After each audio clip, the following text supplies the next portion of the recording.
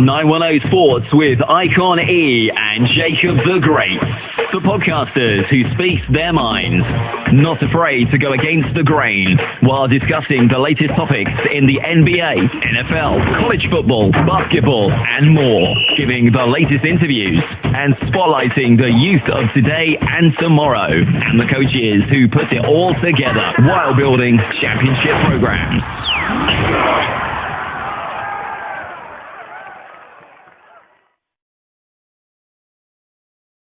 So what's going on? What's going on, y'all? It's just your boy Ikon. I'm here with the man, with my brother, great. So hopefully we waiting on my girl Crystal to come on. But in between time, how you doing, brother? I'm good. Early in the morning, you know, man, I got insomnia real bad, so I guess, bro.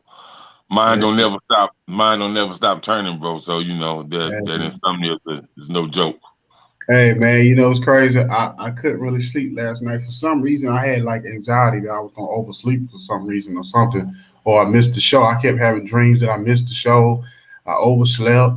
It was crazy. It was a crazy night last night. I'm like, man, this is weird because I usually, you know, it's not really that bad on me. You know, I'm always nervous the night before a show, but I'm not. But last night was a little different. I guess because what we about to step into and, you know what I mean, or whatever. So, you know, so it was a lot going in my head or whatever. So basically, man, but just to kind of, before we get all the way into this, just to let people know that's watching, we coming on a little bit earlier because we have some radio stations picked us up. So we are syndicated now. So basically, when we record these episodes now, that we are sending them to radio stations, 808, the Underground 808 radio station, Benita Show, and Lit It Up, all radio stations that we lit radio station. So all these different radio stations we picked us up. So we all going to those radio stations this week.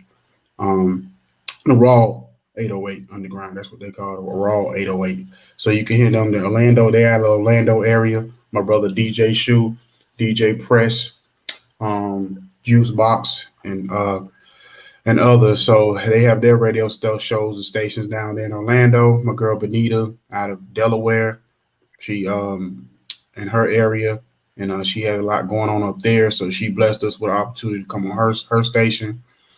And then my girl Lady Royale, she's out of Atlanta area, and she has her radio station. You know what I'm saying? We lit down there in Atlanta, and I just picked that up just this past week. And we got one other one that we're working on right now that's going to be pretty big, and hopefully that'll get locked in the next couple of weeks or whatever. We're just going to keep moving and grooving. But anyway, before we even get into like the football stuff, and then another reason why I wanted to kind of do it like this today is because with no interviews, because I wanted the people to kind of see us for who we were as interviewers and personalities. Because really, to be honest with you, for the last 2-3 months, it's more been about the guests, and we're going to get back to that next week. But this week, we wanted to kind of focus on who we were as personalities and who we were as people and all that kind of stuff. You know what I'm saying? So you could see us shine a little bit. But anyway, the first thing I want to talk about before we got to football, I want to talk about the Houston Astros. And we know I want to talk about the Houston Astros is because a couple of years ago, Houston Astros was basically seemed like the worst team, worst organization, scum of the earth, put down, ridiculed, dogged out, whatever you want to think about it. And even though baseball is probably, to me, the most hypocritical sport I've ever seen by the way they do things, they say if you ain't cheating, you ain't trying. They allow certain things to go on for years. They was the most racist sport for years, and then when the whole thing came out with the steroid situation, with everything with that, all of a sudden they try to act like they didn't know what was going on when everybody named Mama knew that followed baseball, that knew that baseball knew steroids was part of sports. But until they got caught, then all of a sudden they want to act like their hand wasn't on the cookie jar. So now in this situation with the whole thing with the Houston Astros and they're cheating at the game and doing this, that, and the third, and everybody was in all the uproar because they basically, um, basically because they won the World Series behind it. And then I said it's funny because I said the one thing that happened in this whole thing in this whole ordeal was that Houston basically showed the world we can win without cheating. And I give kudos to them because the one thing they did, if nothing else, they proved to themselves we can win without cheating. And then it was like a slap to the face to the people who doubted them by telling them that we can win without cheating. So I think it was kind of a twofold thing in that situation. What happened overall, and I think that I'm just kind of like all I can do is salute them because even if they don't win this series, which right now they down 3-1, they got to this point where they proved that they can win without cheating, and it was kind of like middle finger to baseball to say, forget all y'all. No matter how much y'all doubt us, we still here. We still stuck together as a team. You know what I'm saying? Because we only talking 2 years later, so we still stuck together as a team. So that was real on that. So, what's your thoughts on all that? Well, when it comes to baseball, we're going to chime in about 3 different teams. We're going to chime in about the Houston Astros and the Atlanta Braves, and of course, my boys, the New York Yankees. So, with Houston, man, Houston has always had a legacy out there. It's some great players that came out of Houston. And so what I know about Houston, they are against enhancement, things that create value to the body. And when I say value to the body, mass, muscle, aggressiveness, agility, quickness, and a lot of the enhancement, products that's out there, a lot of them are not really steroids, but they would say it's steroids. So it's like when they was doing the whole Barry Bonds thing, they tested him several times and nothing came up, but they still decided that it was steroids. You know what I mean? So there's all different products, but all natural products, but a lot of these products are not, how could I say, on the shelf in the United States of America. A lot of these enhancement products come from Africa, China. Some come from, New Zealand. Some come from the Czech Republic, So, but with that being said, the Houston Astros did prove a point. They stood their ground, and they did what a lot of teams in baseball do, man, versus football and basketball. They kept those same players on their team for 3 or more years and built them up. And, keeping the same squad and adding some pieces, versus football and baseball, they just to get rid of everybody. You know what I mean? They'll just get rid of the whole, defensive secondary, but it don't be everybody in the secondary. So if one player make a bad move that caused the secondary to lack, they just get rid of everybody. So they dismantle the whole defense. And with basketball, man, I don't know, man. This new basketball era it's not the era that Mike was in, or even Dr. J in, or they just have no. To me, they have no love for the game. They don't understand the game. It's all about money. Like, they don't have no passion. They're not passionate about the game, man. They don't even look like they're professional athletes. They look like who, what did, when, and why.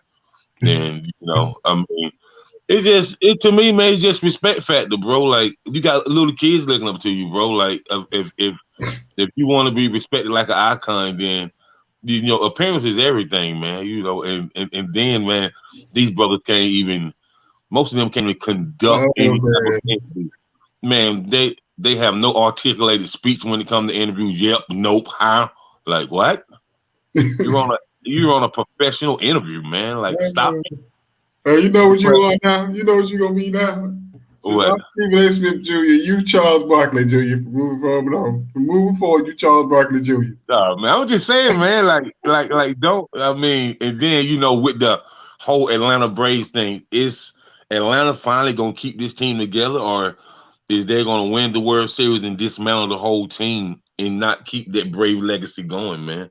Like, cause there's no way that after that team, what was Dion, Otis Nixon, and Dave Jesters, and all those cats on that team should have been a team that won about six, seven World Series in a row.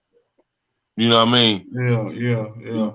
I've never really understood baseball and how they handle like they off season, because they'll have a team like Florida Marlins. For some odd reason, Florida Marlins get to the World Series like once every 5 years for some crazy reason. Yeah. But then they'll break up the team like the Temptations or something. They'll break them up like after 1 or 2 years and then start all over. And I never got that with baseball. I never understood.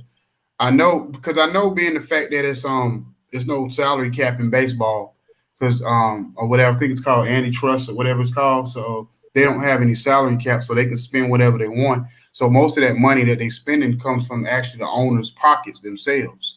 A lot of the money they spend. So if they go over a salary cap, I don't know if salary cap, if they spend a certain amount, I think the owner himself can pull out his own pocket. That's why when the Yankees was hotter than fish grease years ago, George Steinbrenner was a lot of that money I think he was spending out his own personal budget to make sure the Yankees was winning every year. And I think the Giants, Do you know what George Steinbrenner invested in, bro? You know, he invested in like Bausch and Lomb and Merrill Lynch and I think it's JP Morgan Chase Manhattan and he invested into Time Warner Cable, and like years ago. I'm talking about like this was like early in the 70s, bro. Yeah. And so baseball money ain't the only money he got. That's why he could pull out like that. You know what I'm saying? You know, just like I was reading something that Kevin Garnett invested in over 240 companies. Yeah. When he was with OKC. Yeah, when he was with Oklahoma City. And you talking about Kevin Durant? Yeah, Kevin Durant. And they talking about at the end of this year, his net worth will be close to $4 billion. Yeah. Oh, that's just like with Shaq.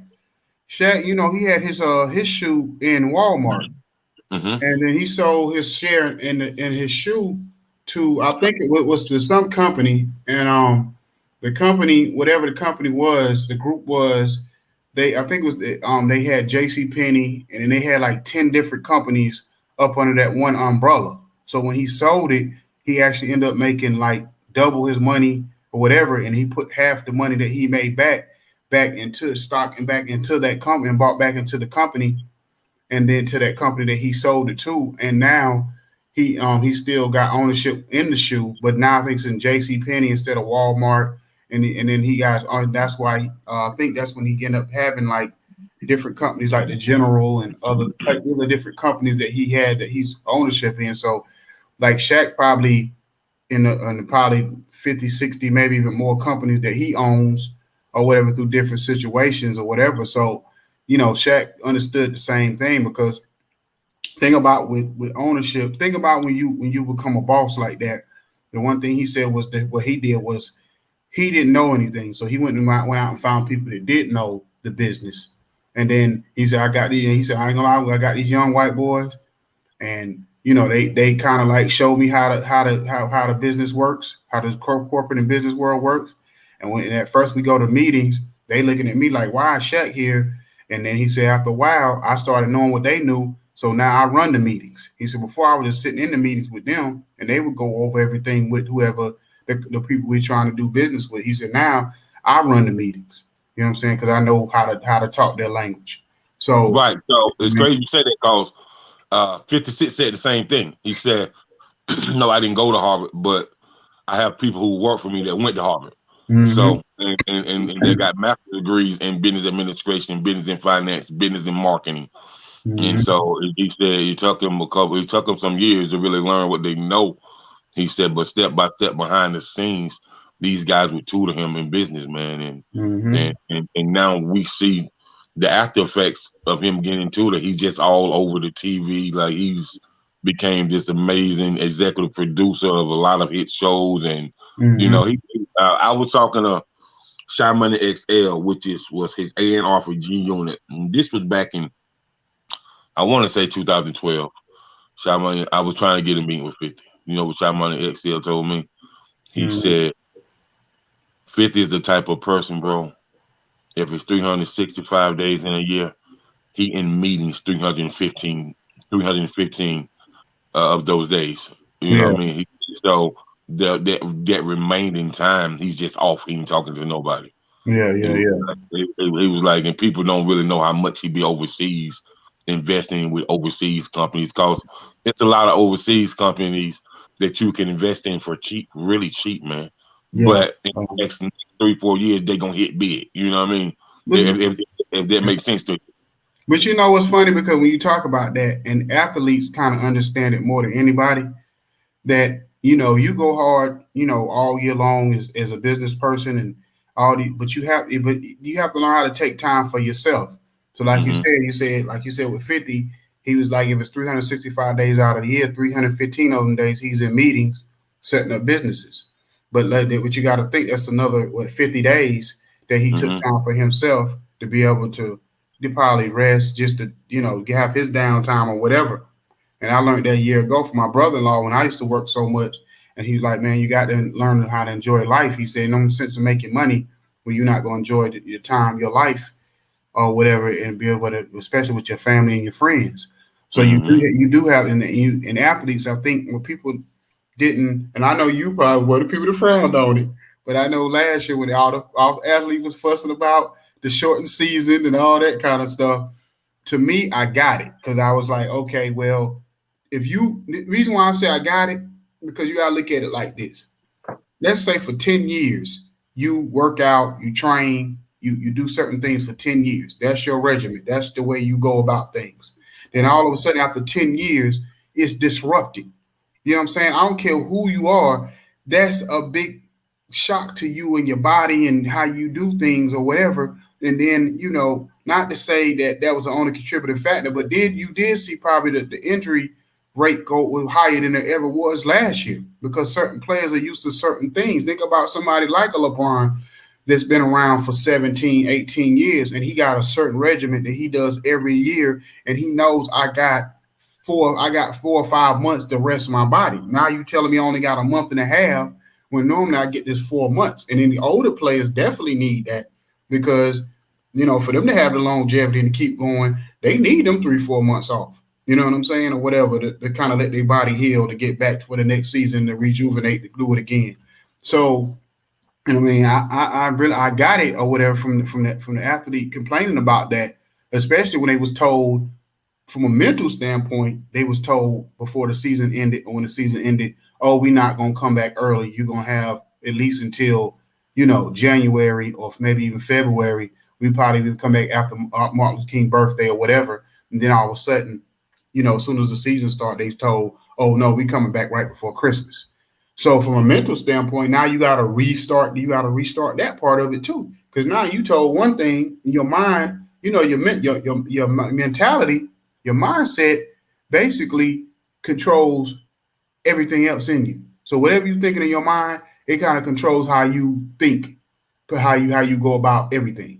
You know what I'm saying? So if you told, oh, we're not gonna start our season to after Martin Luther King's birthday, and now you telling us we got to start a whole month or a month before that, then it does do something to you as a player. And I'm not saying that's an excuse for some of the other things. I'm just saying I get it when they complain about that particular thing. I don't get it. I don't get it.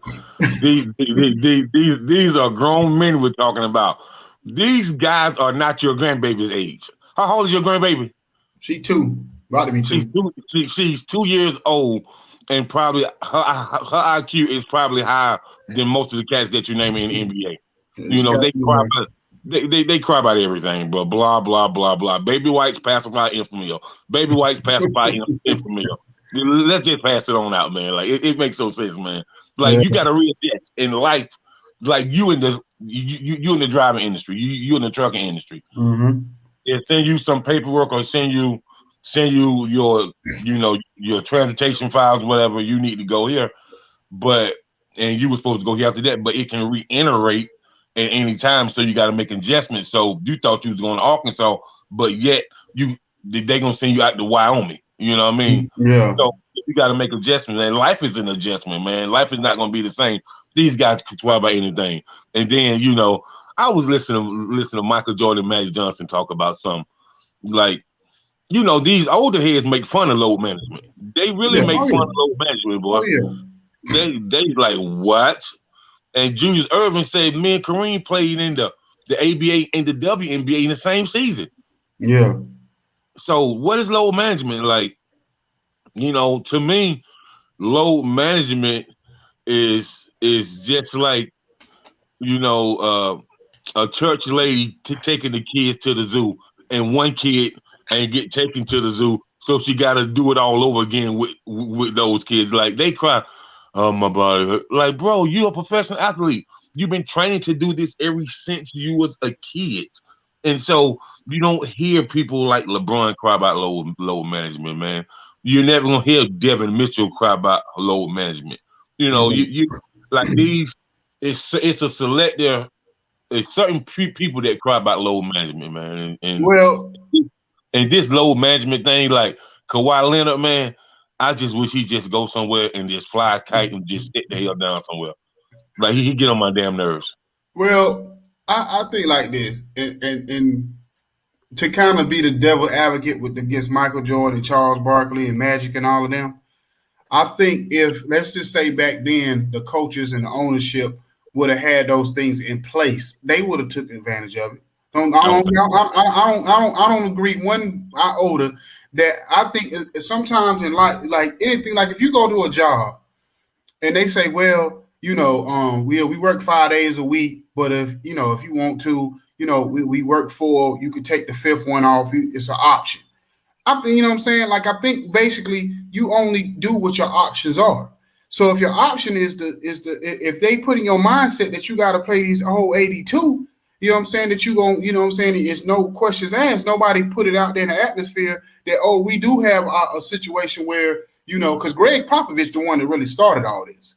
So let's don't get it twisted. And Greg Popovich is about as old school as they come, and he the one that started putting this whole load management thing in place or whatever. He didn't call it that. It was just basically rest for him, trying to rest a Tim Duncan and preserve of Tony Parker and these other older players, because for the most part he was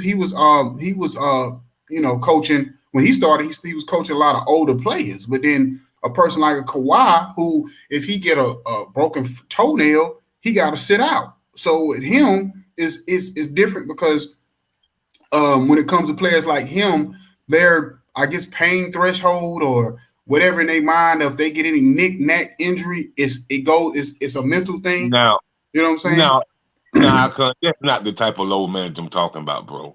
Yeah. I'm not talking about resting an older player because he's been playing for almost 20 years and he's been playing for 13, 14 seasons, and you got a younger player that just been drafted, been in the league 2 years, that older person has trained and he can really take on that, that the action of play or run that position like a Tony Parker, like a Tim Duncan, like a Manu Ginobili.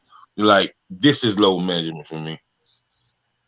I hit my elbow on the countertop at home. I need to be out for 4 weeks. Kawhi Leonard, he can break a nail or he can stump his toe or something like that. Then here comes the load management. He needs 17, 18 days off. Kawhi Leonard is soft as some powder puff tissue, man. Like, something is really wrong, and he's mental, and like something is really wrong with him, man. Like, for one, when I seen you, now the happiest a person's supposed to be is when they win an NBA championship, correct? Mm-hmm. So you went to Toronto. You won that championship, and you dismantled the whole team because you wanted to go somewhere else. Why? It made no sense, man. Yeah. People would have came and played with you. You know what I mean? Like, it made no sense for you to leave and go somewhere else at all. Yeah. Well, I mean, it's the same. To me, it's the same thing with Kevin Durant. Like, I tell people all the time, I say Kevin Durant to me looks like a straight hypocrite at times because my thing is this. It's not necessarily that you left Golden State and went to the Brooklyn or whatever. It's the fact that you the one saying all you want to do is play basketball. It don't really matter where you do it at, this, that, and the third. You don't really care about having, a certain type of team, whatever. But then you go and you create a whole nother super team.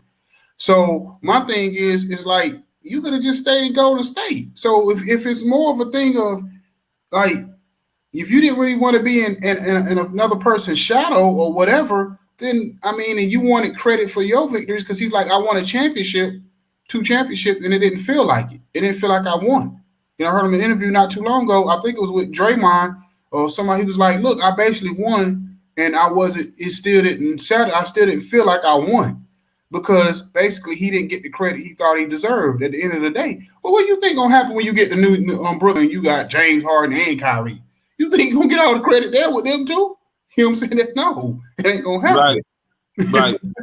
If you thought you gonna get more credit than the Splash Brothers, who they basically built the whole team, the organization around, and basically, like, how do you think that Mark Jackson felt? How he rebuilt the organization and he didn't get any credit. How do you feel Tony Dungy felt how he rebuilt the organization and he ain't getting no credit? Two different teams he rebuilt the organization on the Colts and on the Tampa Bay. You know what I mean? So how do you really feel though? And how do you really feel that, that Philadelphia Eagles, they never give their quarterbacks credit. They don't give no credit to Cunningham, they ain't get no credit to McNabb, just like the Washington Redskins, man. Like, if you don't have Dave Green, Art Monk, and Gary Clark in a conversation along with Doug Williams about rebranding and rebuilding the organization of the, I'm gonna say the Redskins because I thought it was really ignorant to really change the name that had created a legacy. You know what I'm saying? So that's just my point, man. They was kind of forced to do that because FedEx, the FedEx sponsorship and every sponsorship that they had was going to pull out the deal. But that makes no sense, though.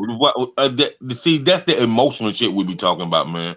People all emotional about this, man. This shit happened 4,000 years ago. Who the fuck cares, man? I mean, like I said, because you got to think, it's all about the moment where we're in. Because at the time, we in the Me Too moment. We in the all this stuff that's going on with George, because this is what bothered me about the whole George Floyd situation, about the whole Black Lives Matter. As soon as we finally get a little bit of like, I guess you're gonna say something thrown our way, they start to pay attention to our movement, our cause. Then everybody else in their movement want to jump in. Oh, they get attention. Oh, they getting what they want. Let's jump in with their on and throw the ring in the hat.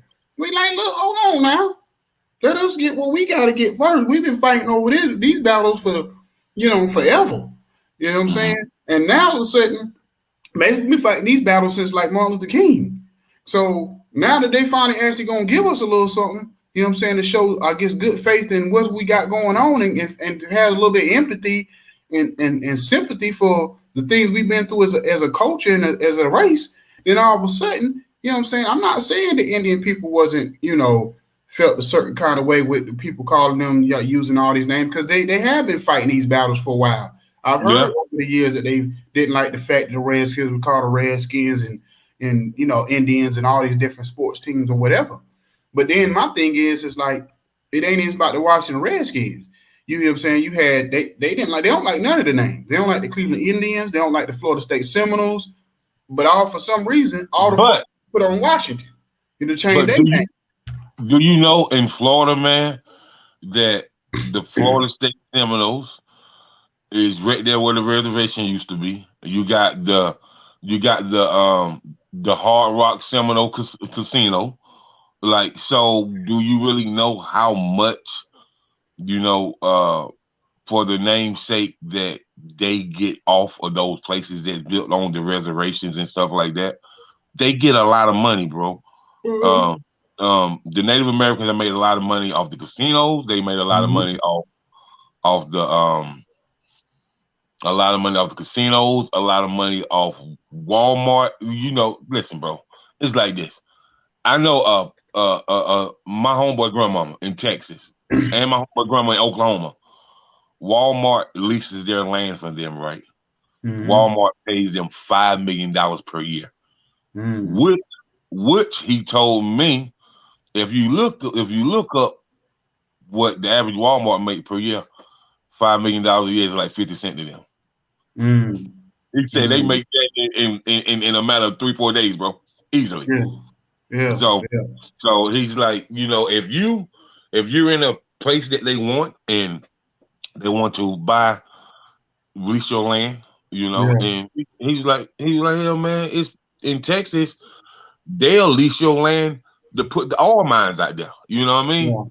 Pay you top dollar. So the point is, man, is they say that, but what they don't know, the higher up rankings of these reservations, they benefited from this, man. They make money for leasing this land. You know what I mean? So for you and that's the thing too, brother. So not to cut you off, that's the thing too. Like, they did a poll with the Native American people. I think it was only maybe like 10% of the people. I don't even know if the number was that high. Even had a problem with all these names. You know what I'm saying? Especially the Redskins name. They said a very small percentage had an issue with it. But America, because they wanted to look like they wasn't the bad guys, and they didn't want to look like they was, didn't hate black people, didn't hate minorities. They made a big issue about it. But the Native American people as a whole, they really wasn't an uproar about the name. It was a select few, and I think really they went out and got the people who basically was making an uproar about it and brought them to the stadium and whatever in the protest and to make it look like it was a bigger situation than what it was. You know what I'm saying? Or whatever. It wasn't like if you went to 100 black people and said, well, how many of y'all don't like, other people saying and using the N-word? You're going to have at least maybe 90 people to say, I don't like it. But if the Native American was more like they went to 100 people and only maybe 10 of them said they didn't like it. So I'm like, I don't get the whole thing of, and then my thing is, if people try to make fun and say, well, why is it taking so long to come up with a new name? I said, because this is a whole different thing than, let's say, other teams, like when Charlotte went from when New Orleans went from the New Orleans Hornets to the New Orleans Pelicans. That's because the owner wanted to have his own brand and his own name. In this situation, what's the name? Daniel Snyder was locked in. Daniel Snyder wasn't going to change his name. So now you're trying to make this man do something he didn't want to do. And then now whatever name he comes up with is going to be what's going to be locked in for the next 50, 60 something more years or whatever. So yeah, he have every right to take his time because he didn't ever want to begin with. So what you think the name should be? I think that should be what it is. Be honest with you, I think it got locked. I think because if you really start thinking about nicknames for football teams, for especially for professional organizations, if you really start thinking about when they would start going over different names, most of the names in the NFL it sound corny anyway. Because half the time when you think about certain names, you be like, they ain't got nothing to do. Like, have you ever seen let me I'm trying to think of a team. Like if you like Chicago, if you think about Chicago, I ain't never seen no bull. You can see no bull running around in Chicago. You know what I'm saying? So well, somebody, I got a lot of family members in DC, so they told me around that sector, as far as people that's in that professional arena when it comes to sports writers and stuff like that. He told my cousin. One of my cousins told me, he said, the name that people like is the Washington Flash. That's the first one. That's the first time I've ever heard that one. I know a lot. I know people saying Red Tails for in the beginning, like when they first started coming out. And the Washington Gold is from the beginning. So, but he said it hasn't been brought to the papers yet. But he said a lot of people like the name the Washington Flash. Yeah, I know they're saying red because the reason why I say Red Tails because if you'd have went with Washington Red Tails. One, it represents, that whole, whole with the that was, a historical thing with the Red Tails in the flight with the first four black guys that it flew like that. And then also, you wouldn't have to change the logo. you had to change the the letter. You could have still kept that R. You know what I'm saying? If you went with the Washington Red Tails or whatever, so you wouldn't even have to change the R. You know what I mean? You know what I mean? So I thought, I was like, shoot, that would have been a perfect switch over.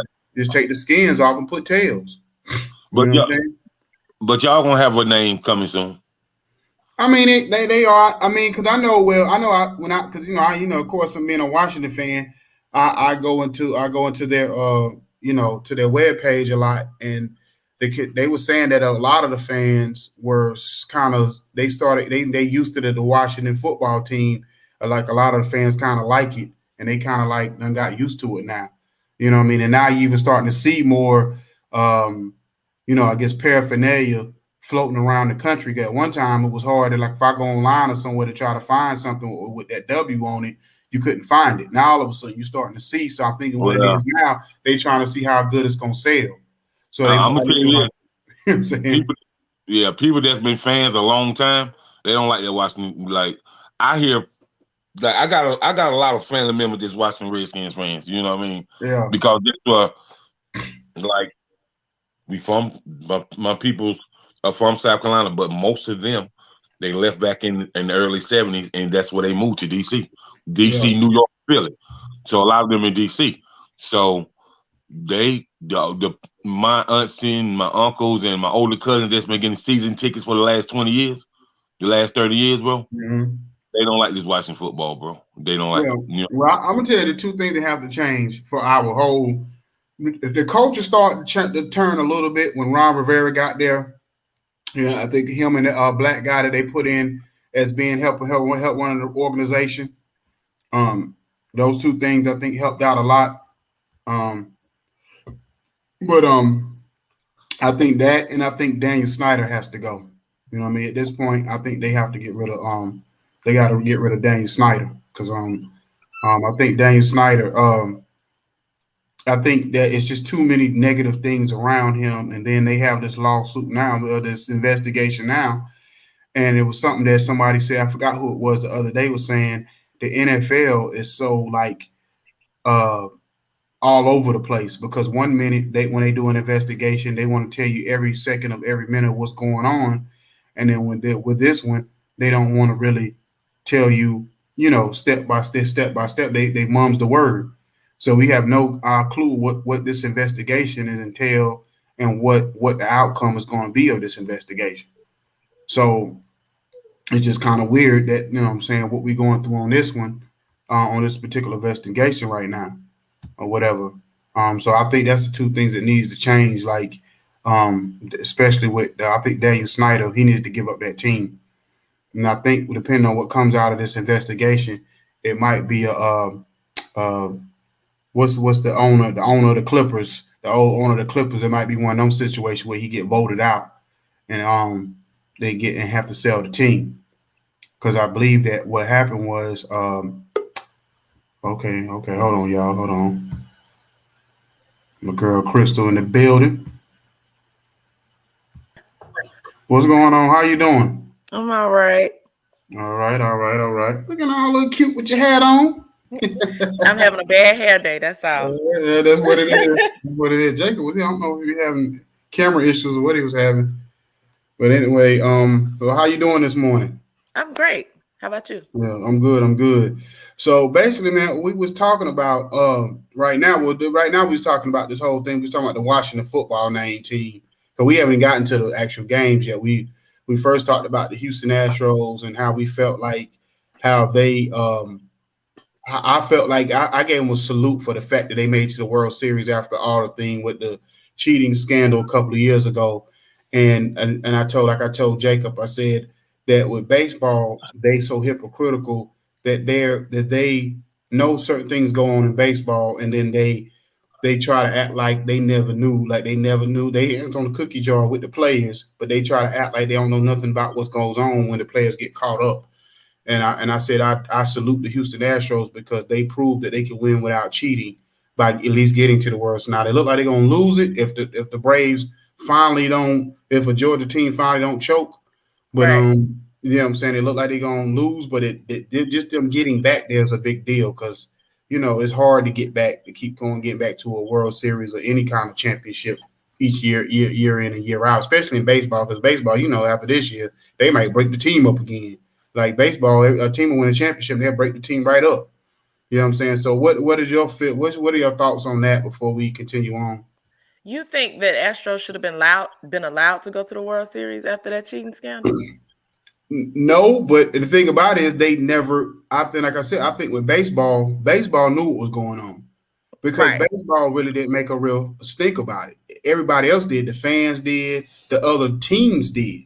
But Right. baseball, the people that run baseball, they just kind of was looking like, oh, okay, yeah, it happened. And they kind of let it kind of like, I think it's one of the things like, well, okay, we're going to let y'all argue and cry. And eventually it's going to die down. Because if you think about it, pretty much after that couple of months, they when baseball came back, the fans booed, But you know what I'm saying? Like you said, we know winning cures everything. So when they started winning again, nobody cared. Nobody cared. Right. You don't see nobody talking about the fact that the Astros is back in the World Series. You ain't hearing nobody crying about it because it's almost like, well, what can we say? They winning now without cheating. So, it's just like with Tom Brady. The reason why, to me, I respect him as being a great quarterback, but I lose a little respect for him from all the little him and Bill Belichick, from the spy gate to the football gate and all that other stuff. It's little things, slick things they did that I don't have respect for. So at the end of the day, we could say the same thing about Tom Brady and Bill Belichick. Should they got removed from football? You know what I'm saying, or whatever from them things that they did. So, like I said, it's just one of those things. You didn't have to bring Tom Brady up. Huh? You have to bring Tom Brady up. Yeah. Listen, Icon. This is what I'm gonna say. I ain't no Brady fan at all, man. But I'm gonna give the props what the props do, bro. Like, he changed the quarterback position. He did. You know what I mean? And I'm gonna say, how did he change the quarterback position? Yeah, I want to hear this too. Okay, first of all, I'm gonna tell you, man. Tom Brady was not expected to do what he did. You know what I mean?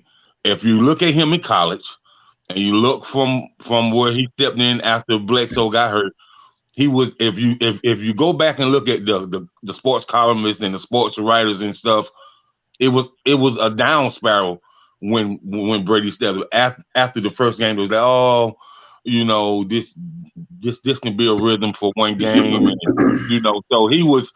If you look back, and if somebody can tell me that they expected Bill Belichick and Tom Brady to win 6 Super Bowls while he was with New England, I'll go out there and jump on the power line. Nobody expected that. Right. So I agree with that, but he didn't change the position, though. And I have Brady as the GOAT as far as quarterbacks go. I'm a big Tom Brady fan, but he did not change the position in no form or fashion as he changed the position. The only thing he's done that we don't see players do today is he's consistently taken less money in that position when we know that position is paid a lot of money. He's consistently taken less money for the greater good of the team. That's the only thing he's done that other players, some other players haven't done. And I'm gonna tell you that's how he changed the game. The only other quarterback that I think can read a defense better than Tom Brady is Peyton Manning. How he read defenses, how he devour top cornerbacks, and how he make linebackers think they're going crazy on the field when they're really not. He just read them so well, like he's got a great genie on his back or something. So when I say change the game, I'm talking about mentally and intellectually. That's why I'm not talking about physical change the game and play, but how he perceives the game mentally. The only other player I've seen perceive the game mentally and intellectually like that at the quarterback position that I know that throw defenses off, and I heard defensive players say, I can't stand playing these two guys. The only other one is Peyton Manning. Mm-hmm. Well, I mean, I can give you that. Yeah, I agree with that. Yeah, I mean, when you say that, I mean, because I think that came from studying, work ethic. So I think he just showed like these I think what he did was make quarterbacks have to step up and to play and to actually really like put the work in to want to be great or whatever. Because when you were saying earlier, when you said something about when he came in, there was no other great quarterbacks, and I'd equate that to. And me and my son argue about this all the time. I said when Nicki Minaj first came out, I said there was no other female rappers, so she had nothing to like compare herself to at that time. So then when Cardi B came along and Cardi B kind of took that shine away, it was like, because you got to remember for like 5 years they had an award ceremony for basically it was basically the Nicki Minaj award ceremony because it was nobody in her category that was relevant but her. So my thing was when somebody finally gave her a little bit of pressure and put a little pressure on her, she couldn't handle it. You know what I'm saying? Because it was like she was number one because there wasn't nobody else. You know what I'm saying? So my thing was when Tom Brady came out, I wouldn't say, anything about him changing the game at that particular time just because it was just a bad era of time where it wasn't any great quarterbacks. Not like now, it's an explosion. We've never I've been watching football since the 80s. And I've never seen an explosion of this many great, potentially great quarterbacks at one time. Normally you have 3 or 4 at a time. We've got a potential. We could have anywhere from 10 to 12 great quarterbacks at one time. You know what I'm saying? I don't even know if we ever going to see nothing like this again.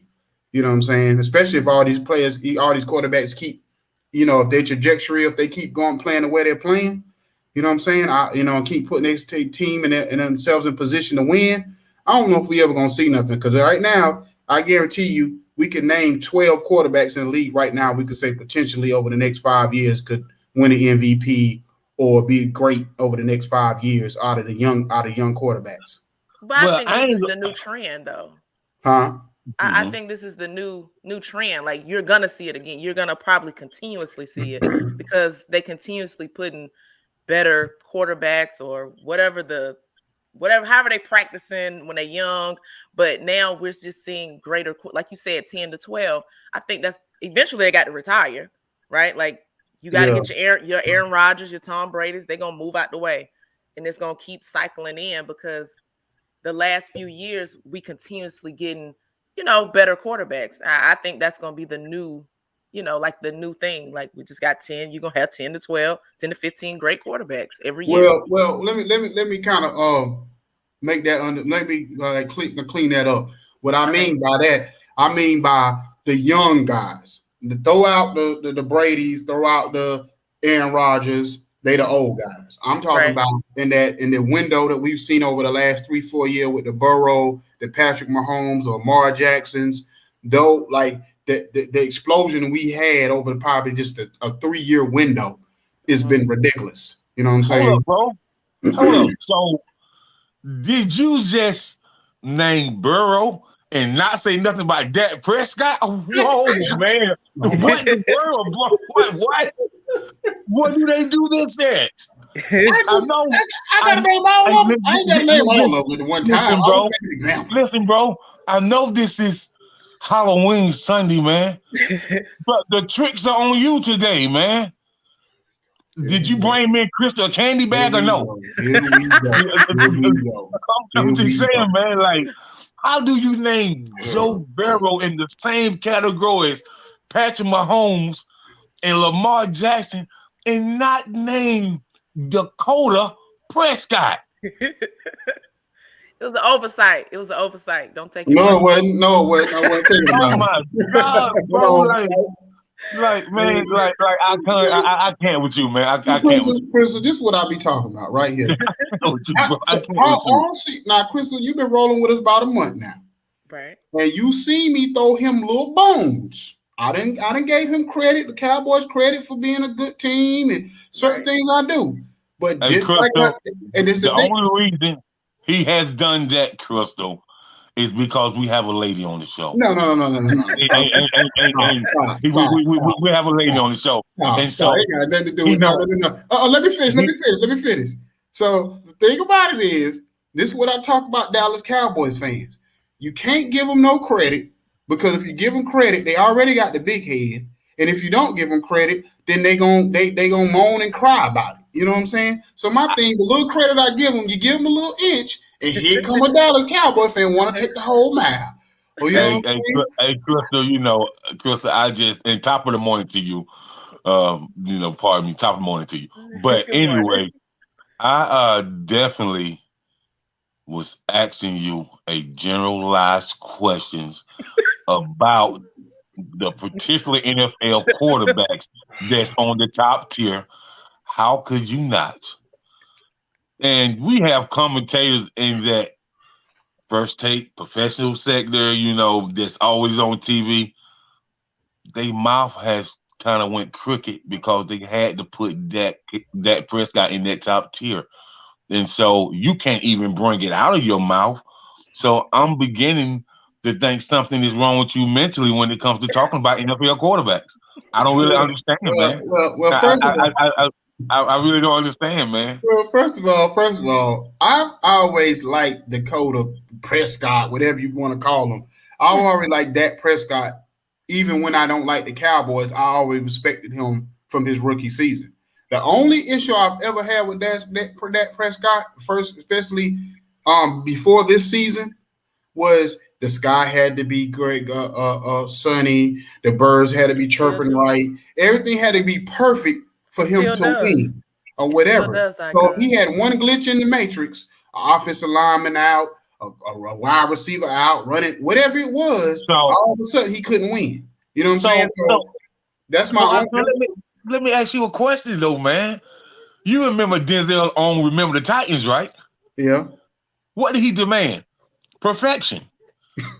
I want perfection. Back up, bro. If you're not an athlete and you don't want perfection within your ability to do the job that you're hired for, or the ability to do the job that you're capable of doing, with your physical attributes, what are you on the field for? What are you on the court for? What are you on the baseball field for? Perfection, man. But listen, though, you want perfection, but if somebody's hurt, can you still perform? How great are you? He does have to have the stars align a lot of times, and I like him. I don't like the Cowboys, but I do like Dak. I like his demeanor.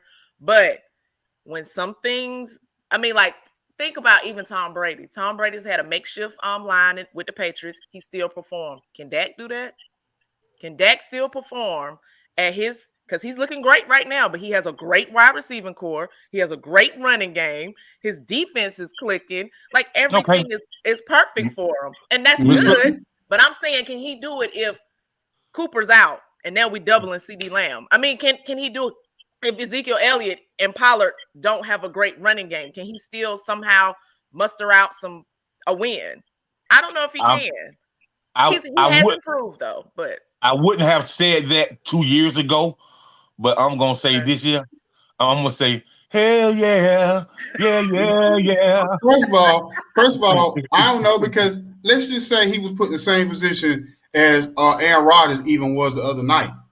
Aaron Rodgers had like two of his wide receivers out. Two of them. Two of his wide receivers. Now, if Dak would have, like she said, Coop, and let's say CD Lamb, both of them out, then would they still pull out a win the way they did? That's my whole thing. You tell me got to be perfect. Nobody wants. What you guys don't understand? The most underrated receiver in the league right now is Cedric Wilson, bro. So we can miss CD Lamb. Okay, we can. Yeah, believe that, bro. Believe if you look up Cedric Wilson. Okay, all right. I'm not saying he's not. So you ain't beating no word. Key factor when we played against the Patriots, if Cedric Wilson hadn't caught that pass during overtime, going out of bounds where he's still in his tippy toes, we wouldn't have won that game. That was a great catch. First of all, if you keep talking about as great as the Cowboys is, that shouldn't even been a ball game anyway. It shouldn't have, but Mike McCarthy doesn't have a brilliant coaching mind like Belichick. That's what I'm talking about. I got an excuse for everything. He said he got our coach. They got a anybody knows, but the Washington Redskins can't make no excuse because y'all are the excuse. You're right. You're right. But I own that. I've owned that. I've always owned that. Anybody who know anything about football know there is no possible way on God's green earth that Bill Belichick has a IQ of coaching the game of football. Like Mike McCarthy can't even compare to Bill Belichick's IQ when it comes to the game of football. It's no comparison, bro. You know, that's just like trying to compare like a Ford truck to a Nissan truck. You know what I mean? You can't compare that, man. You can't compare a Chevrolet to a Nissan or a Chevrolet to a Ram. You can't compare that, bro. It's no comparison. Well, you know what I mean? So they're not the same. But my thing is though, all I'm saying is it took a Cedric Wilson catch for the Cowboys to even beat the Patriots. So think about it. If the Cowboys was going against, let's say, the Arizona Cardinal team the other night without a CeeDee Lamb and without Amari Cooper, would they was still had even been in the game? And I say they probably wouldn't. That's why I'm saying with Dak Prescott, yes, he's a good quarterback, but do I put him great yet? No, because he has to prove. First of all, he got to get to the playoffs and prove that he doing. Just because he win 8, 9, 10 games in a regular season right now with that week schedule, then I ain't buying. I can say that. Hey, man, listen. You know, it's just like the James Harden fact. You play the schedule that you're given. You play the schedule that you're given. So weak, strong, whatever it is. You play. You don't make your own schedule. You play the schedule that you're given. So with that being said, man. But I don't want y'all get the playoffs, and I don't want to hear nothing about this football case. If I had to hear about this catch one more time, I don't want to hear about this Dez Bryant football catch no more. So when the playoffs come around, I don't want to hear about no lucky kid. Man, we all know. We all know Dez got a raw deal, but that's neither here nor there. You know, I mean, we all know Dez got a raw deal. You know, ain't no boo-hoo, man. Ain't no boo-hoo. That man got a raw deal, just like your boy Doug Williams got a raw deal after he won the Super Bowl. That's two different things. A raw deal on the field and a raw deal off the field is two different things. That's an off the field thing more than on the field thing. You talking about on the field was y'all still crying about this catch from 5 years ago versus you know what I'm saying, Doug Williams getting probably treated like, you know, every other black quarterback during that era of we don't really want you around, you know, we just tolerate you, but we really don't really want you here type deal. You know what I'm saying, or whatever. So that's two different things.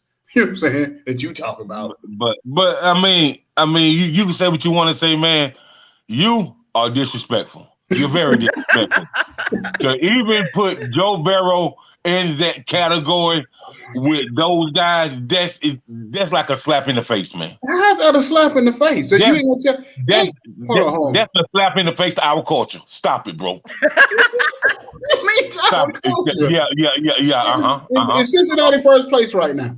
Yes, I don't care, but you don't put Joe Burrow in the category with those guys, man. Are you crazy? What you mean? First of all, the man won a national championship 2 years ago. Man, I don't care, man. He came back for a horrific injury last year, and he came back balling in his second year and got his team in first place in one of the hardest divisions in football. So how am I putting him? How am I giving him too many flowers? You know what I'm saying? Man, you don't either. You don't put him in a category with those guys, man. Something's wrong with you. I said Lamar Jackson, right? You said Pat Mahomes, and you said Joe Burrow. What? I mean, I would have felt more. I wouldn't have said that if you said Josh Allen. You know what I mean? I wouldn't have said that. Josh Allen ain't done that. Josh Allen had one good year, so I'm not. I mean, he's having a good year this year. I mean, he's doing good this year. Yeah, I give it to him, whatever. But what I'm saying is, I mean, Josh Allen is right there too. I just gave a few names. Right. You ain't even upset about all that. You mad because I ain't put Dak in there. I would just give an example of 3 names. That's really what it boiled down to. You don't care the fact I put him in there with them. If I would have said Dak Prescott and Joe Burrow, you would have been in the cab. But then the fact that I ain't seen Joe, I still would have asked you, why do you put Joe Burrow in the category with them elite guys, bro? Are you crazy, bro? Like he's been consistent for 3 years. For 3 years, from the time he won a national championship till now, he's been consistent since he's been in. You didn't say Josh Allen. You didn't say Derek Carr. Like, come on, bro. You ain't Derek Carr. Yeah. How dare you? How dare you? Yeah. Yeah. No, now you being a little bit. Now I like Derek Carr, but come on, now he ain't up there with them. You know what I'm saying? I didn't say that, but Joe definitely up there with them. Joe God. ain't even up there with Herbert, bro. Come on now, are you serious? Come on now. Are you serious? So you like Joe as a quarterback better than you like Herbert for the Chargers? I don't, but they're in the same. You know what I'm saying? They're in the same arena, though. Yeah. Like I like Herbert better. Herbert got a stronger arm. Herbert got a stronger arm. So Joe is in the same category with a Kyler Murray as well. No. He's right there. He's right. I think all of them right there. I think you got to think. Like, okay. Fix it, Jesus, this morning. Hold on. Think about it like this. Okay, Herbert in his second year, right? Right. Right. They're in first place. Okay. Kyler Murray is what? This is his third year, right? Uh-huh. Yeah. This is his first winning season so far. You know what I'm saying? So my thing is, he didn't win at all. He wasn't winning at all the first 2 seasons. So now he's actually winning now. So you telling me Kyler Murray wasn't over 500 last year? I mean, what was their final record? What was their Over final 500. record? Over 500. 9-7. Over 500 is a winning season. Stop it, brother. I just said, I was asking what the record was. I didn't even say it wasn't. I just said what was the record. You know what I'm saying? Stop it, brother. Herbert probably gonna make it to his first playoffs this year, right? Mm-hmm. And only his second season. And this is after only playing 4 games last year. He only played like 3-4 games. And then you got to think he just came off of a national championship run. So my thing is not like he ain't proved himself to at least be in the conversation. You know what I'm saying? Now we can argue over who's better than who, but that's not what that's not what my point was in the beginning. My point was you had an explosion of potentially great quarterbacks at one time. Now you can categorize them who you want to say 1 through 10 out of let's say players over the last like 3 years or 4 years, whatever you want to say. If you want to do like a Lamar Jackson, a Patrick Mahomes, a Josh Allen, a Dak Prescott, you know what I'm saying, a Justin Herbert, all these players. You can categorize however you want them. But what I'm saying is I don't remember a time before this where we had a 3 or 4 year span where we had this many players, and that's not even naming the old guys. I'm just naming the new, younger guys. You know what I'm saying? Now, we throw the old guys in, now you throwing in the extra 4 or 5 players. You know what I'm saying? On top of that, on top of what we have in the NFL right now. Before, we would have like 4 good quarterbacks or 5, and the rest of them be like average to garbage. You know what I'm saying? That's all I'm saying. You know what I'm saying? All right. Yeah. And the Cardinals were 8-8 last year. 500. 500. Yeah. 500. So that's not really a winning team. That's a winning season, 500. If you're under 500, you're losing. If you're 500 and better, you're winning. Facts. How many 5-5? How many 8-8 teams actually make it to the playoffs? Actually, bro, 8-18 went to the Super Bowl. Who? Bro. Who? New York Giants was 8-8 when they won one of the Super Bowls. They were 9-7. They were 9-7. They was 8-8, and then other year they were 9-7. No, they were 9-7 both times. Look it up. I'm telling you, they was 9-7 both times. I'm telling you, they were 9-7 both times. You know what I'm saying? No matter what you say, bro, they broke 500 evenly, so that was not a losing season. You know, easily. You ain't no break no 500 easily if it's 8-8. If you 8-8, they no easily broken 500. You might have got 8-8 on the last weekend of the season. And I think the Giants, that's what happened to them that one year when they went to the Super Bowl. They got the 9th win on the last game of the season. So if you 8-8, you don't get no 8-8 easily. Easily get at the winning season if you get 11, 12 wins or 10 wins. The 8-8 is not no easy winning season. You know what I'm saying? That's very difficult. You made it very hard on yourself to get but the 8-8. But you still 500, bro. But you might not, but they don't guarantee you no playoff berth. It's not like college football. College football, if you 6-6, you automatically get a bowl game, which is the most ridiculous thing I ever heard in my life. You know what I'm saying? If you 6-6 in college football, you automatically get a berth to a playoff, to a what you call a bowl game. That's why even you know how ridiculous it is. That's why even college players now, like they know how ridiculous it is. That's why some of them don't even play in the game. They be like, I'm about to risk my career going to the NFL by playing in the Cheetos Bowl. You know what I'm saying? I'm not doing that. You know what I'm saying? Because they know it's ridiculous. They like nobody watching this game. You got 30 fans in the stadium that follow your diehard fans that follow you across the country to go to play BYU versus, you know what I'm saying, Texas Tech or somebody or whatever. You know what I mean? Some bull job game on December 19th that everybody don't care about. You know what I mean? So they even know it's some bull job. You know what I mean? So, but speaking of the quarterback position, do you know why we see so many elite quarterbacks? Because states like Texas, Florida, California, Texas, Florida, California, Vegas, Nevada, and like a few of the southern states like Tennessee, a few other southern states like Tennessee and Mississippi. In high school, bro, they have a 3-rotation quarterback, 3-rotation QB.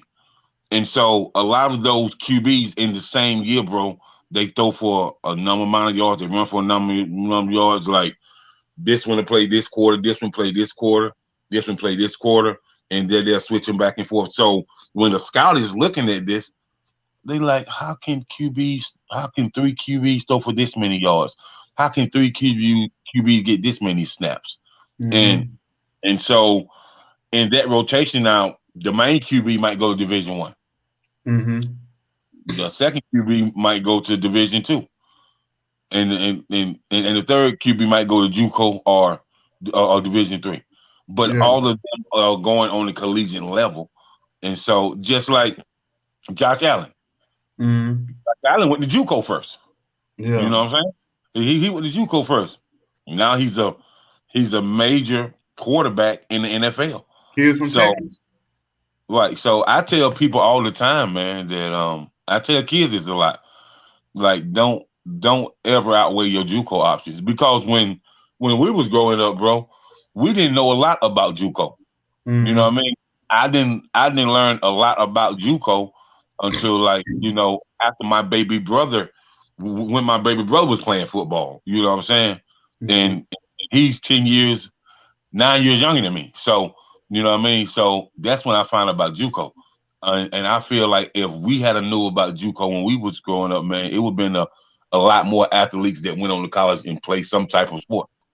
So, well, you know, it's I don't know if it's still on, but it was on, I think, Netflix a couple of years ago. It was like a whole show, like I don't know if you talking about what is You Got One Last Chance, The Chance, or something like that. When the athletes their grades was bad or something happened, and they had to go to this one team, and the team was winning the national championship every year. This one JUCO school, because it took all these players that were top level, top 300 players coming out of high school, and then they got to their college and something happened, and they had to go to this program for at least a year to get back to the major level.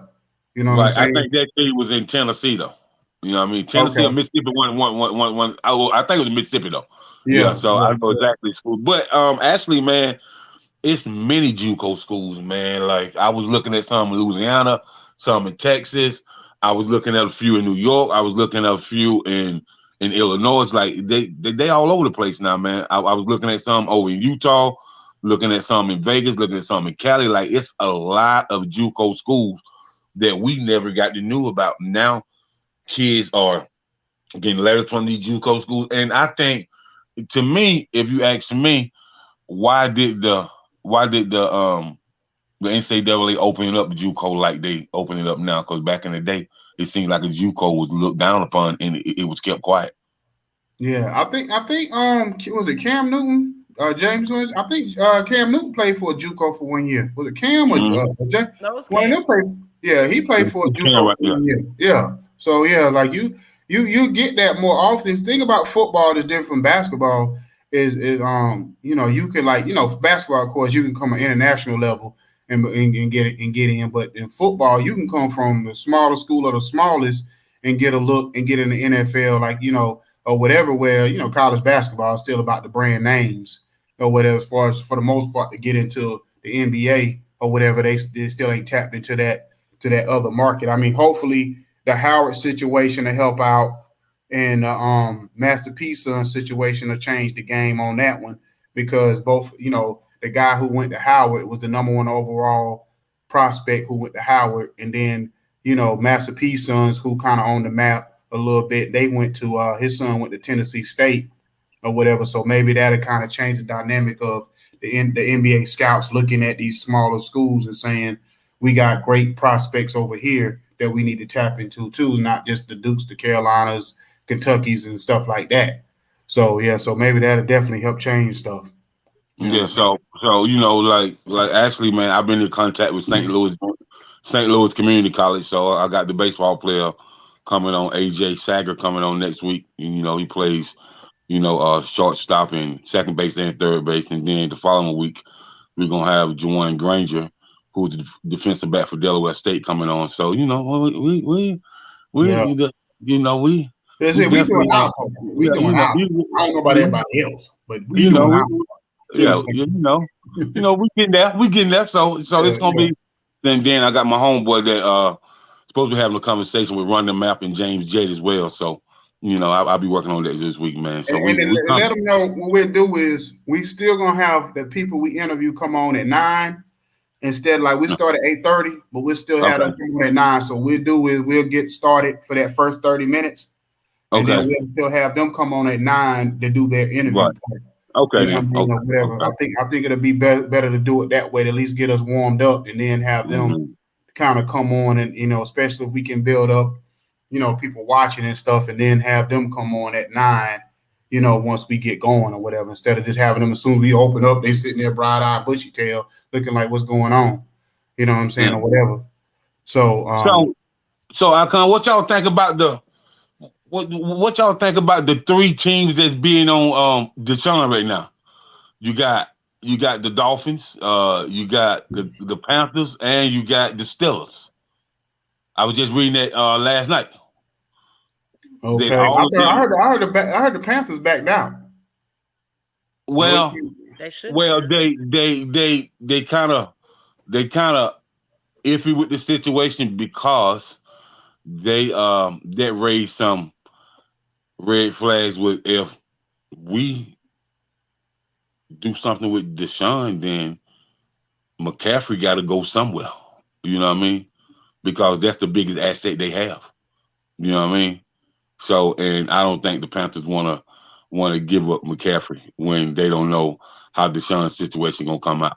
You know what I mean? Now, if it was a regular situation and this hadn't came all out, but we already know it's some bullshit. But anyway, you know, I mean, I just believe like it's just awkward, man. You know, as soon as he asked for a trade and he started raving about the trade, and when it really started is when they took Hopkins away. Yeah, I knew it was gonna happen. You know, so you know, and then he asked for a trade. You know, so then all of a sudden, this happened. You know, you know, I can't speculate what happened because I wasn't there, but it just seems like, you know, that it's no coincidence that happened, and I think, man, that people talk about blackball in the music industry. Oh yeah, it's a lot of blackballing in sports too. Yeah, I think he'll end up in Miami though. Me too. I think he's gonna end up in Miami because, like they saying, Miami culture down there, they don't really get caught up in all the other stuff. Like, you know what I mean? Like with them, they just like, okay, we got so much going on, like all this. Like if they go down there, people ain't gonna be protesting and all that kind of crazy stuff. They down there to have fun and a good time. That thing ain't gonna be caring about whether or not Deshaun Watson got sent to Miami. You know, almost call all the stuff that you do in Miami, from drugs to all the different stuff that go on in Miami.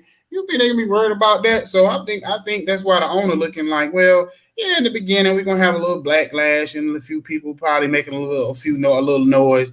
But if Deshaun Watson eventually get down here and they get the winning games and whatever and get to the playoffs, man, them folks is not gonna care less. You know what I'm saying? One more thing. I did read what Philadelphia's owner told the GM to go ahead and go after Deshaun Watson. Then think about it. They went and got Michael Vick, and Michael Vick, the Peter people still hate Michael Vick. You know what I'm saying? And he done spent time in prison and the whole nine. They still coming after his throat. So I mean, you know, the Eagles owner. I put it like this: if Patrick Mahomes wasn't Patrick Mahomes, you don't think Andy Reid he be one of them people too? Like, go get him. You know what I'm saying? Oh yeah. And Andy don't care about that. Andy Reid don't care about that, man. No, especially he had a son that was a dope boy and crackhead and all kind of stuff was going on with his son. You know what I'm saying? So, and before we keep going on, rest in peace to Ernie Johnson's son, the great Ernie Johnson. I think the son that had cerebral palsy or whatever it was. Mm-hmm. Yeah, muscular sclerosis. Yeah, he just passed away this past week. So rest in peace to him. Yeah, RIP to him. So, definitely. I meant to say something at the beginning of the show, but yeah, I just thought that just came back on my mind or whatever because. One thing, we always say Ernie Johnson is our brother from another mother. You know what I'm saying? Nothing else. I got mad respect for Ernie Johnson. More than any other probably sports analyst or whatever you want to call him on TV or whatever. But yeah, that's definitely. But anyway, I guess we're starting to get into these games this week and give our little preview on who we think gonna win what. Well, first I want to talk about the Packers and the Cards game. I was definitely impressed by Aaron Rodgers because I ain't gonna lie, I wasn't giving them no chance to win that game the other night. You know what I'm saying? So I was impressed by Aaron Rodgers being able to pull that game out the other night. So, what's y'all thoughts on it? AJ Green blew the game. You said AJ Green blew the game? Blew the game. He didn't even know what the damn ball was, man. He must have thought that was a beach ball floating around or some shit. I don't know what AJ Green was doing. Yeah, what the world, man? Yeah, because I'm like, why are you run the end zone and you go to blocking your player? Don't you supposed to be trying to catch the ball? Why are you engaging with the player that's trying to guard you? Like you should turn him around immediately. Man, I thought he was high. Like, hey, ain't no telling these football players nowadays. You don't know what the shoot. Most of them be smoking that weed before and after games, so you just never know what was going on. You know what I'm saying? Like, yeah. Man, I thought I was Dave Chappelle. I was like cold-blooded. Hey, the crazy part about it was, like, I was sitting there thinking, like, man, if Kyler Murray can win this game, that's gonna put him just on a whole nother stratosphere, and that'll put him smack dab in the front runner of being the MVP of the season. Right. He pulled this game out or whatever, because it's kind of like they struggled like most of the game. And then for him to come down to the end and have an opportunity to get them down there to score like that. Right. And you know what I'm saying? Like I said, AJ Green just mucked the play up. You know what I'm saying? Like, but this what I don't understand about that, man. Kyler Murray is a dope player, man, but to throw that ball to AJ Green, and when you had the tight end going across the middle wide open, that was undiscovered by any defensive player. I don't think I would have. I don't know, man. Like trusting AJ Green from down through the stretch and with some balls that he had missed that game and stuff like that. But he had caught it on that drive, though. Remember? AJ Green kept the drive alive. Right. And but I don't know, man. Like I just don't. What he was thinking, or did he think that he was? Did he think he was at the fair or something on Ferris wheel? Or I mean, I just don't know, man. Like, help me understand. Well, I think if you looked at the play, it looked like that's what the play was called for. So I don't necessarily think it was just what he was thinking, because if you look at it, as soon as he dropped back, he immediately looked that way. So it wasn't like one of those things where he looked around. As soon as he dropped back and he seen the pressure coming, he immediately looked that way. So maybe he looked at who's on AJ Green. And he probably was thinking AJ Green got the mismatch, you know what I'm saying, or whatever, as far as who maybe was defending. Because that's a lot of times the quarterbacks look at. They look at who's defending who, and who, especially when you're down in the red zone, who's defending who and who has the mismatch. Now, I forgot they had Zach Ertz. So I'm just like, well, maybe that should have been the play. Yeah, that's what I'm saying. They should have went to him And then, maybe maybe one of those things is like you said, they just got him, so they still trying to build that trust up, that chemistry. So maybe he wasn't comfortable going that way yet.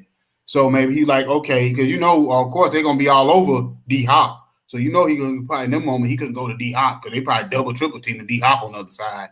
You know what I'm saying? So if anything, that's probably the play he probably felt like was most comfortable. But at the same time, the DB kind of made a great play because the DB really wasn't even looking. It just happened. The ball just kind of hit him in the hands, to be honest with you. And he was like, oh, shoot the ball. You know what I'm saying? So if you look at the play, the DB really wasn't even looking. You know what I'm saying? Or whatever. He was still engaged with the wide receiver, and then the ball just like literally hit him in the hand. You know what I'm saying? Or whatever. And he just kind of like made a great play to catch it, and then he got his feet down.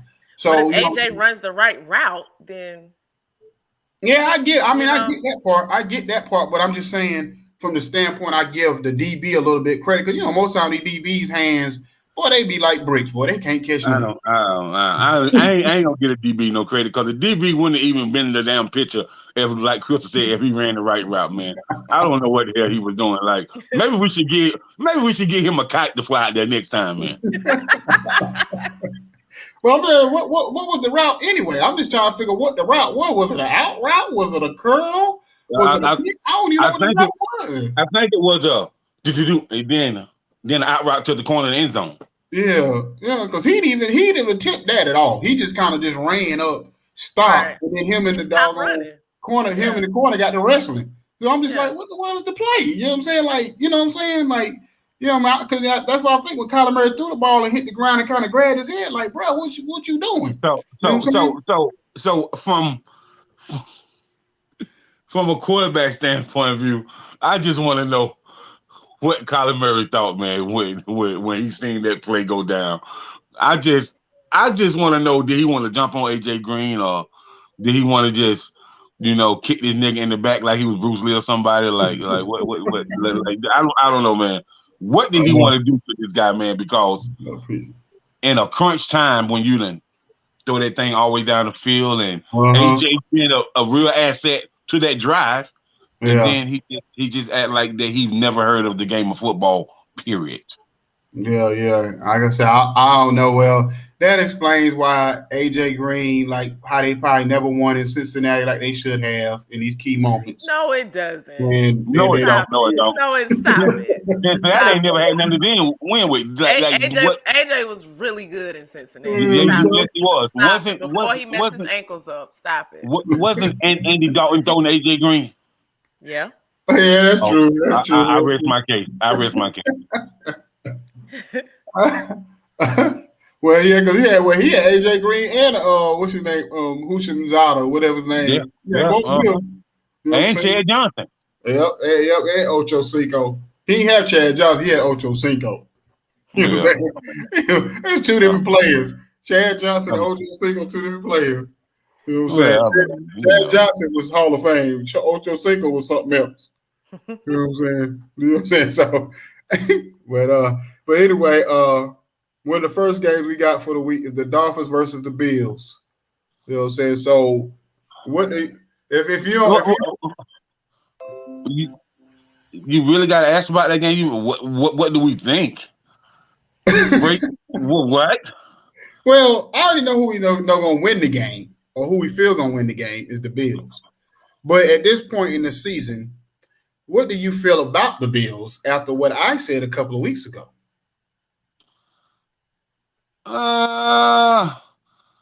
The Bills is not a team that I'm worried about during the regular season. You know what I mean? That's something I don't worry about. The Bills is a team. Do I think they can make it a run throughout the playoffs during crunch time? Do I think Josh Allen will fold? Or do I think those DBs are going to be able to cover in the trenches? I don't know, bro. I just don't know. Because, like, people talk about Lamar, they talk about Josh, they talk about Mahomes, but Patrick is the only one who ever proved himself in the playoffs, because in the playoffs, I had a conversation with a cat that's a Baltimore fan. I said, bro, I don't really want to hear that, bro. Like, in the playoffs, the Baltimore team, they shut y'all tight ends down He don't have nobody to go to. So, do Lamar have the weapons that Josh Allen got? Hell to the no. Do I think Josh Allen would get over the hump if his line block and he don't get pressure? Yes, but if his line doesn't block and he have to recreate, to reiterate, and re-strategize, he can't do it. Sound like somebody else we know. Dak Prescott. Oh, but what did you say about the Bills? I don't know what you said about them. Did you say they were going to the Super Bowl? Who, me? You talking about me? What did you say? No, I just said at the time. I said I felt like the Bills was the best team in the AFC. This was right after they had who they? I forgot who they beat. They had beat Kansas City. Yeah, and I said at that point in time, I said I felt like because remember I told you I said it's one or two things were gonna happen in that game. Either it was gonna be a close game and or it was gonna be a blowout, and they beat the brakes off of Kansas City. It wasn't even close at all. You know what I'm saying? So we don't care about that during regular season. We don't care about that, bro. Can they do it in the playoffs, man? But I think Buffalo does care because they needed they need to see themselves beat them to know that they can beat them because that's who put them out the last 2 years, right? I know they put Baltimore was in the same boat. Baltimore, you seen how Lamar Jackson like they won the Super Bowl after they beat the Kansas City earlier because he had to get over the hump. Yeah. So this is my question to y'all. Do you guys not think like I heard a couple players from their defense say what the Chiefs has done in the last 3 to 4 years cannot be matched. But he said because we lose, a couple of games, we just consider as trash. And do I think that Mahomes will get it back together and go into the playoffs and make a playoff run? I do. Because he's that quarterback with a solid IQ, and what he needs to do is just settle down. And if Kansas City didn't trade some of the defensive players that they had last year, Patrick Mahomes wouldn't be going through this. You know what I mean? And then they got some older linemen that's been there for a while, which they need to really have them to train the new linemen, man, so they can put that fresh line out there for him. Because as long as Mahomes got a fresh line that'll block for him, he gonna create and make something happen. You know what I mean? But they can't stop anybody. That's the problem. I ain't worried about Mahomes.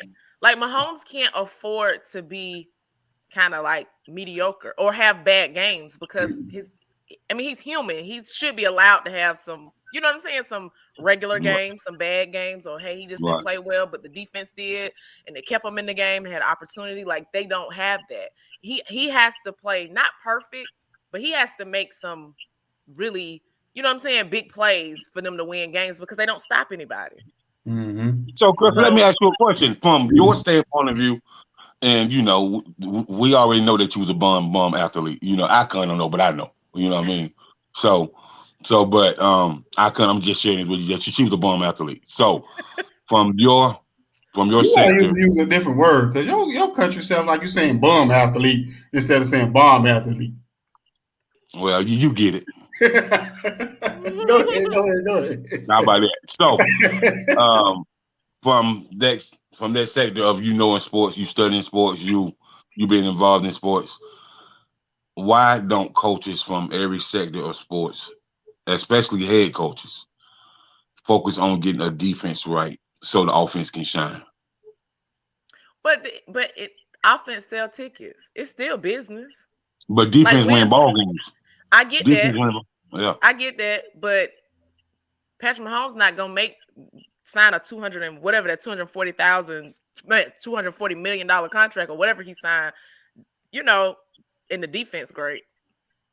That's because he's great. It's because he's putting up gaudy numbers and throwing balls while he's running in the opposite direction and putting them pinpoint. Okay. Like their offense is the weapons that they have is almost at one point, it's like everybody done caught up now, but it was kind of unmatched, right? Because you had Travis Kelce as he's the best tight end in the league, or one of the two best tight ends in the league. You had the fastest wide receiver in Hill.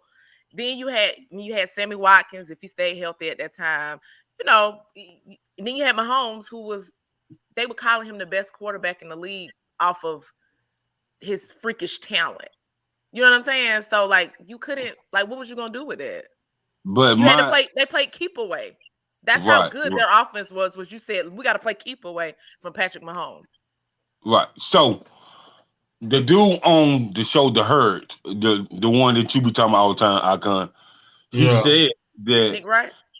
He said Colin Herd. Oh, Colin. Okay. Yeah, Colin said that it was a really costly mistake.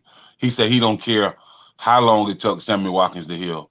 When they took Sammy away, they took something away from the offense. And I definitely agree.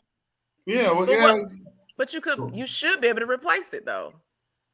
Like you should be able to find another wide receiver to do what Sammy Watkins did for Kansas City. So you should be able to find another receiver to do three things: go across the middle in traffic, go down the field through the stretch, and create separation. It's not a lot of receivers who has all three of those abilities in the league right now. For one, to me, a separation receiver is probably the best receiver. I don't care how far you can go down the field. But that's what Hill is for him, right? Yeah, he is. But on the sector of Hill has no height advantage over nobody, and Sammy has height and he has a build. And he's a fast athlete. He's not fast as Hill, but he's a fast. Sammy is faster after he catches the ball, not going to the ball. Mm-hmm. You know what I mean? He's more explosive after he has the ball in his hands. Mm-hmm. So, and with that being said, I think that they're missing that. And I also think that they're missing a linebacker core that can read a quarterback. You know what I mean? Like, that linebacker core is so important, man. It makes no sense. Like, the linebacker core makes it kind of easy for the secondary. If you got even just a mediocre secondary, say you got a secondary and just one of them make the Pro Bowl, but you got a linebacker core where all of them make Pro Bowl selection or make it every other year. It makes the whole defense easier. That front line and that linebacker core makes it easier. And I think that they're missing one or two pieces on defense. If they can have just a captain on the defense that can go out and get it and get everybody together like a Ed Reed or a Ray Lewis or somebody like that. Like we don't even know who their defensive captain is because it's like nobody is playing defense. Mm-hmm. The Honey Badger playing. She said that. She blushed when she said that. The Honey Badger playing. I like Honey Badger though. But yeah, I mean, well, I mean, he good, but he ain't Michael Parsons. Oh my God! Here we go. Moving on. Anyway, what I'm saying. So who Steelers and the Browns? What you think? Browns, man. The Browns gonna annihilate the Steelers. They're gonna put their foot so far on the Steelers' neck. The Steelers gonna be able to feel it in their brain. Oh man, I don't know. Baker, have they cleared Baker this week? Yeah. I think he's supposed to play, but I don't know what they're excited for. Hey, I'm with you because I ain't no Baker fan either. I don't, you know what I mean. I know some people get hyped. I don't see it. I just Baker Mayfield. I dang sure don't put him in the category with Patrick Mahomes and Josh Allen and Dak Prescott and all these guys. I dang sure don't put him in there. You know what I'm saying? He one. And he was on. Man, the question is, you should never put him in that category. So I can't even put him in the category with Joe. So I mean, I'm sold on Baker Mayfield, man. Baker Mayfield got, like, with these two backs, he got some running backs hurt on the squad, right? Yeah, both of I think Kareem Hunt is out for a minute. I think Nick I think him and Nick, I think Nick Chubb and Kareem Hunt was out last week. I think. So we're gonna see.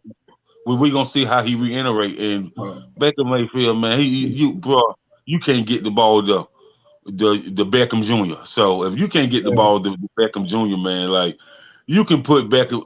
Yeah, wait till Beckham Jr. go to another team. Wait. Oh yeah, he gonna show up and show out. I mean, I think the trade deadline is Tuesday, so if they don't get him rid of him this year, then I guess he had to go to the offseason. But if I was Cleveland, I would be trying to figure out how to do something to get Odell up out of there, so they can maybe like get some picks or something coming in and help strengthen the team in other places because it's just not working. You know what I'm saying? They've tried it, it's just not working at all. But I do know that the offensive coordinator for the Chargers like Odell Beckham. Yeah, I seen him say something on the blog, about how explosive he could be with the right quarterback. You know who if I was anybody right now to get him, I would be. If I was the Rams, I would try to trade for him just for the season.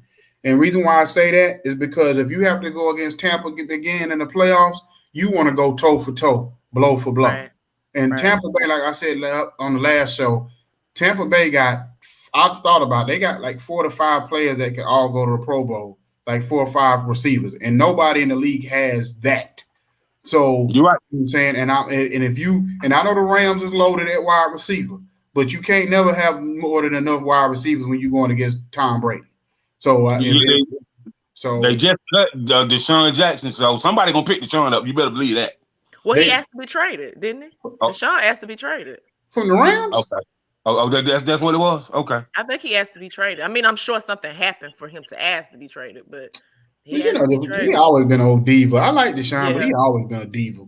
You know what I'm saying? Even in that one touchdown he did at the beginning of the season, the first game against Tampa, and he running down the field and almost got caught from behind because he want to showboat before he get in the end zone. You know what I'm saying? Like he always just been like that. Or when they can't stay healthy to save his life.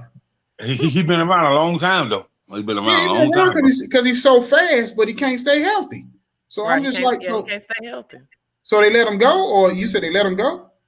Well, I just seen where he asked for a trade or something happened or I just glanced at it. I got to go back and look at it, but I know that he probably ain't gonna be there.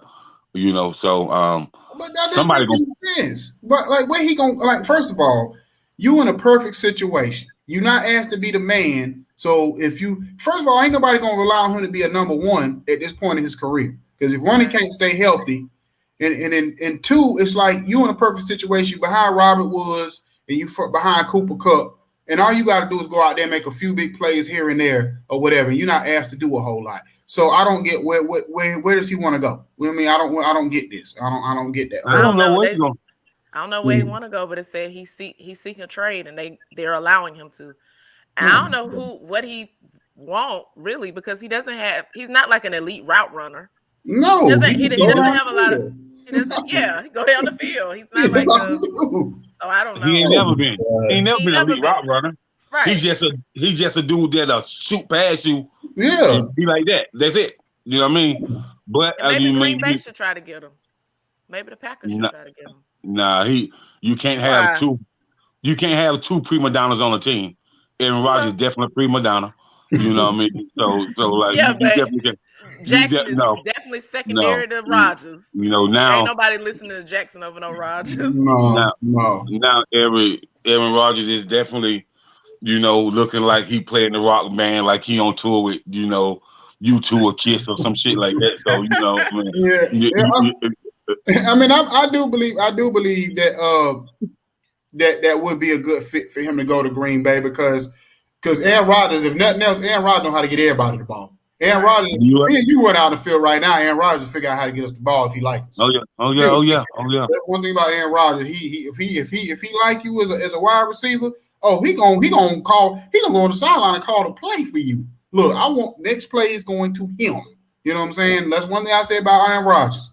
So I if anything, Deshaun Jackson, he better hope and pray he get in Green Bay. But I'm like I said, I don't get it. You in LA, you already a diva. shoot, maximize your off the field stuff if you got to. But I don't see why he want to leave LA. They don't make no sense to me or whatever.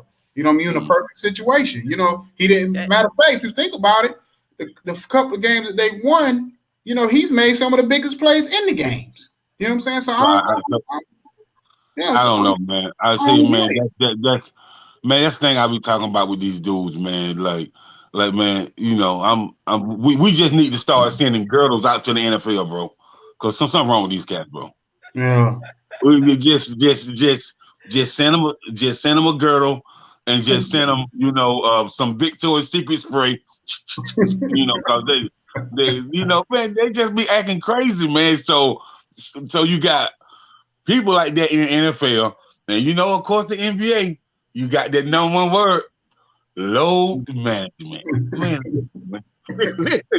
listen, man.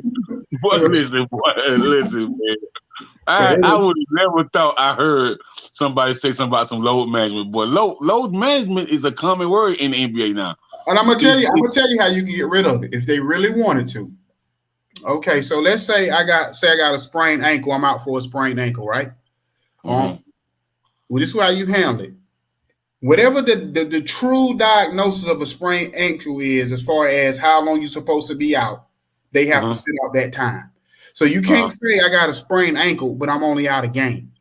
If you have a sprained ankle, then you have to sit out the equivalent of, if you look up, the doctor say, well, how long does it take a sprained ankle to heal up? He say 2-3 weeks or a month or whatever. If you really truly did that versus like these players sitting out off a long bench because they really just want to get them rest, then I think that would deter all of this players sitting out, especially like a Kawhi Leonard who sit out for a toenail, and then they say he got, you know, whatever he got going on with him. So I think if you make it where you actually have to sit down according to the diagnosis and how long it actually takes you to heal up, I think that'll kind of like slow down all this load management crap. Yeah, I don't, because everybody's body's different. You can't tell me if I have a grade 2 sprain and it's supposed to take 3 weeks. You can't tell me I can't play if mine heals in 2 weeks. I can't play for a whole week. I mean, just one of them things. It is what it is. I'm saying the minimum, because you know most times they don't say just 3 weeks. It'll say 3 to 5 or 3 to 6 or whatever. So like you say, but let's say like in the NFL, right? Mm-hmm. So if you put on IR, you got to sit out a minimum games. You might be healed up before that time, but in the NFL, if they put you on IR, you got to sit out the minimum of, I think it's 6 games or whatever it is, or 4 games, whatever it is now. So in the NBA, if you get a sprained ankle or whatever it is, and they say that the time frame is 3 to 4 weeks or whatever, 3 to 5 weeks or whatever it is, because they always give you 3 to 5 weeks or 4 to 6, whatever. Yeah.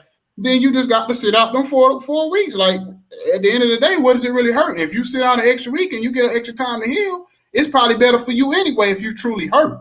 But what I'm saying is not even about the truth. It's about more the fact that all this load management crap of they say they're gonna take it out of the NBA. We gonna get rid of it. We ain't gonna let them do it no more. But then they found a way around it. You know what I'm saying? They still find a way around it where they'll say, oh, well, he got he got back soreness. You know what I'm saying? Oh, he got this going on. Or whatever. They'll make up some other reason to let a player sit out that game other than saying it's just rest. You know what I'm saying? So, like I said, they got, I would say, at least attempted. You know, they play with everything else, all the rules and all this stuff for a year. So just try it for a year, just see how it works. You know what I'm saying? What's the worst that can happen if a player can come back before a certain amount of time? Like a player what you call, they complain about it. It'd be like, you know, a LeBron type who don't like to miss games unless he really, really hurt. But you know, for most of these soft players, like he said, most of these players, they'll be like, okay, well, I'm still getting paid. I'll sit out 3 weeks. It's all good. So, other than that, a lot of these players ain't going to care about that. That low management.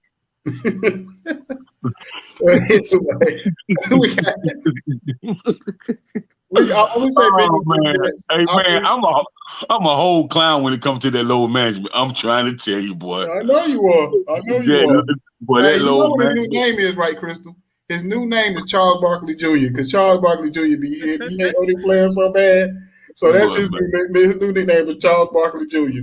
Man, listen, man. Hey, come on, bro, man. Like, you stumped you stumped your toe in the kitchen while you were trying to get a Pop-Tart, but you got to be out for 7 to 8 weeks. Low management is best. Just low management, bro. Just like I mean, maybe we can get Crystal to nurse them back to health, man, because these are some babies out here, boy. They need some pacifiers, some Enfamil, some baby wipes, all the above. Man, like stop it. Well, we gonna come up with a volume 1, just this Jacob the Great takes, because boy, you be coming up with some stuff, boy. You know what I'm saying? Hey, man, but I can't. I'm gonna have to get ready to get out of here. It's Sunday, baby. Yeah, well, we're gonna continue on because we still got like 15 minutes to go, but I know you gotta go or whatever.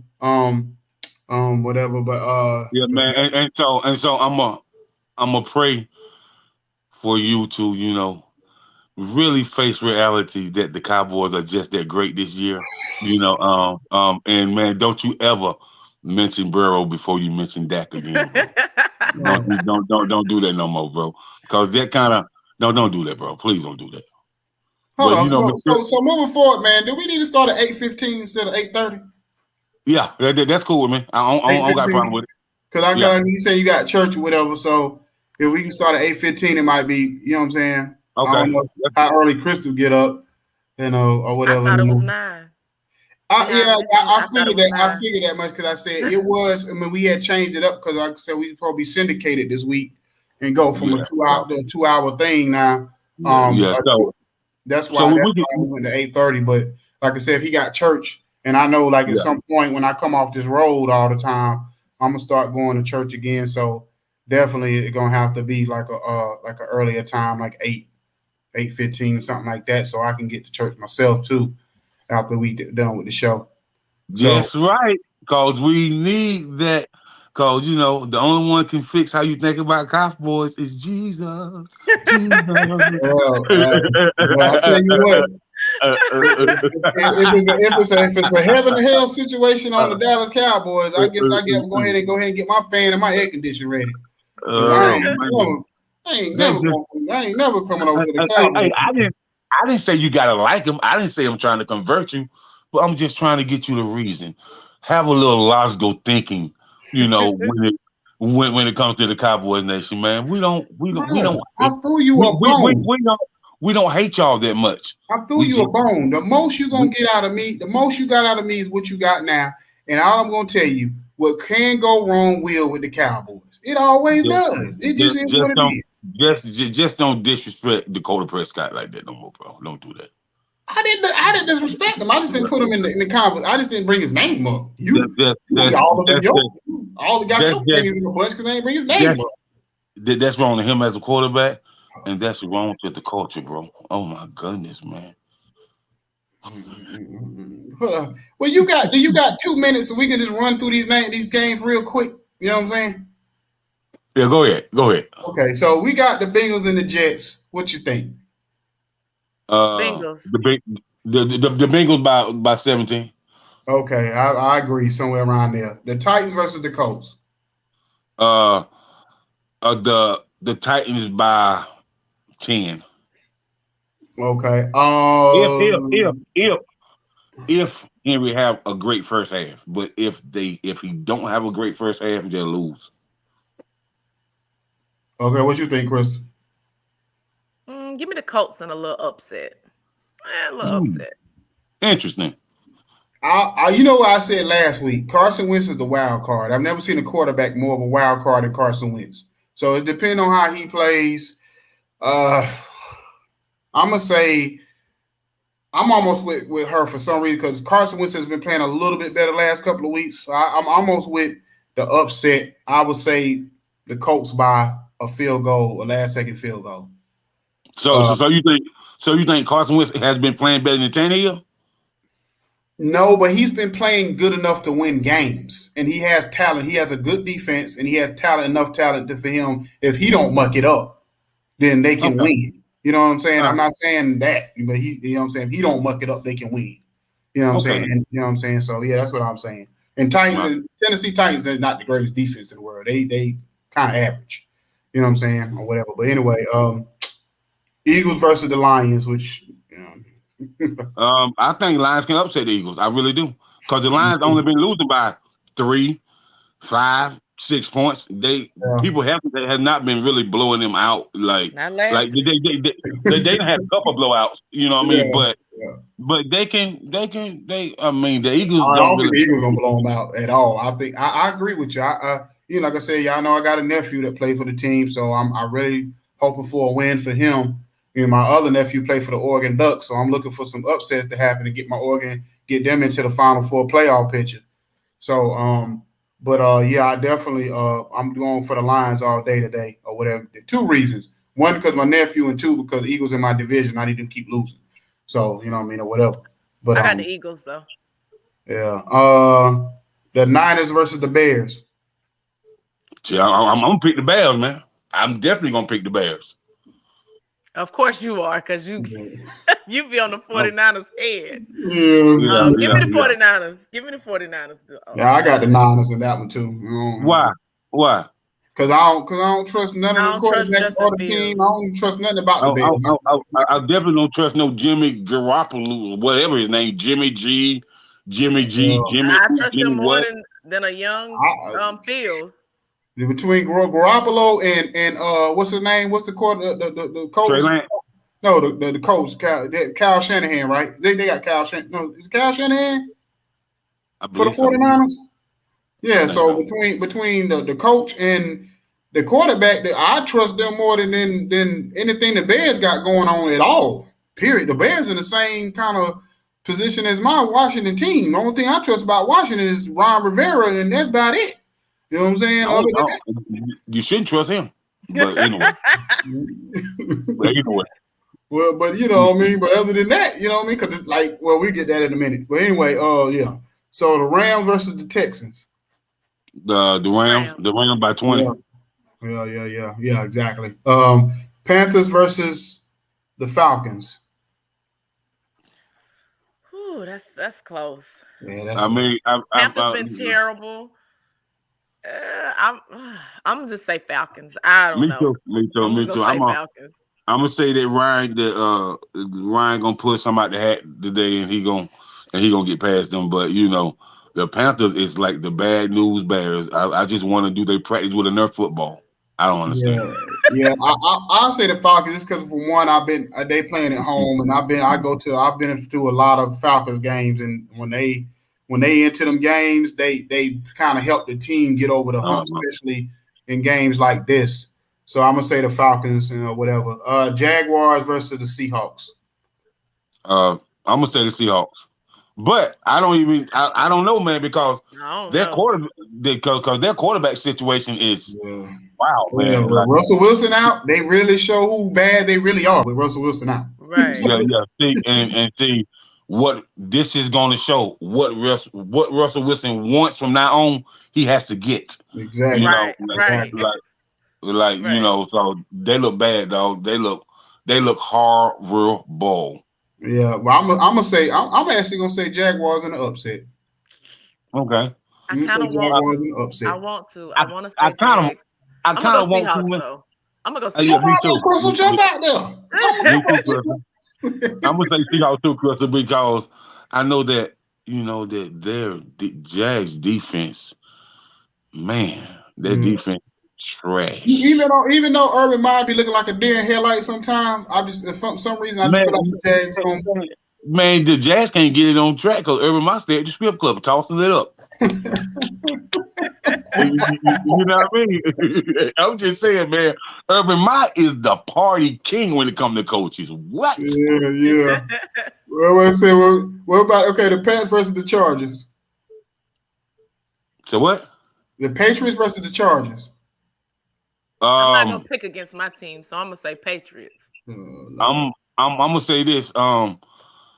The Patriot defense come out and work that thing out in the first half, they can win. But if it's tit for tat, it's gonna go down to who got the better coaching IQ. You know what I mean? So so the Chargers playing great, and and Jones, I can't front. Jones gonna be an elite quarterback, man. If he keep that thing solid, cause he got a high IQ. So, but it's gonna come down to who coached their team better. You know what I mean? Because Bill ain't gonna lay down. I don't care who you is. Bill ain't gonna lay down. So that coach better be ready for some tricks, plays. He better be ready for some from defenses, some new offenses that he ain't seen. Like you definitely gotta be ready for Bill because Bill know more about football than Moses. Yeah, I'm gonna say the Chargers though. But anyway, the Bucks versus the Saints because we ran out of time. Bucks. Definitely Bucks. Yeah, definitely. Washington versus the Broncos. I know what you gonna say. I'm gonna throw you a ball. I'm gonna go Washington. You know what? I'm gonna go Washington, but I'm gonna say this, man. You need to call your defensive coordinator and help him make them adjustments for the game start. No, we need to fire him. We need to fire him. He got no excuse. You got too many You got too many good players out there to be throwing out these bomb defensive systems and like the secondary look completely lost every weekend. Every week, I've never seen a secondary look this lost. You know what I'm saying? So Washington should be about 4-3 right now. Yeah, they should be. I watched a couple of those games. A couple of those games kind of went tip for tap, but a couple of games Washington should have won.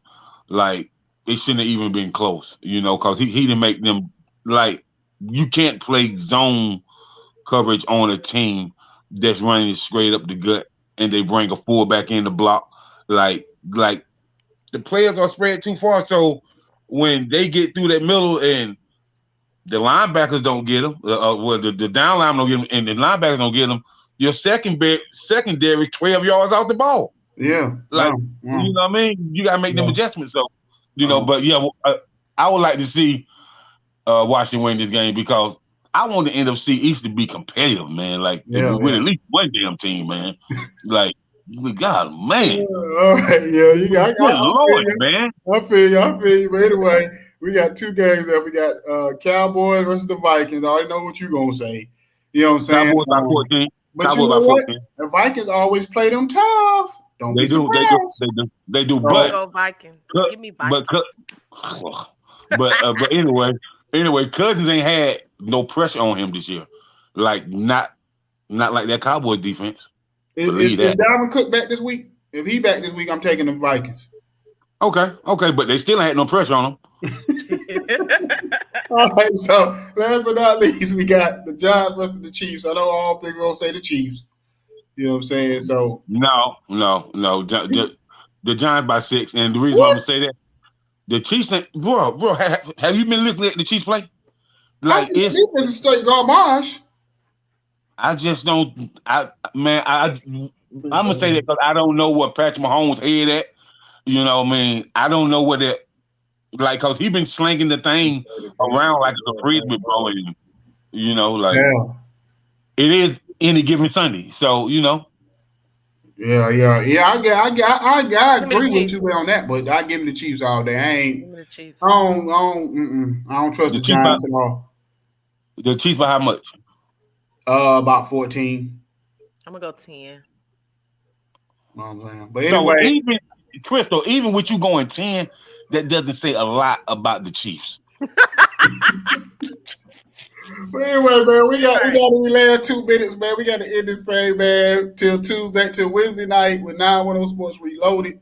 We on the Bigo Live, you know what I'm saying? And then I also got my brother Jada King on there with us on Wednesday nights, man. So we had a great first show. We hoping to have another one that's coming up Wednesday night or whatever. So real quick, you know, just follow us on 910 Sports COG/COG Radio. And just keep following us, you know, every week or whatever. You know, on Facebook. You can catch us on Facebook Live, and we gonna re-air all this on every platform. So it is what it is, man. You know what I'm saying? I appreciate everybody coming out this morning. Everybody have a blessed Sunday or whatever, because you could have been anywhere this morning and you was right here with us. So, you know, till the next time, next Sunday, holler at y'all. It's your boy Ikon. Peace. Peace.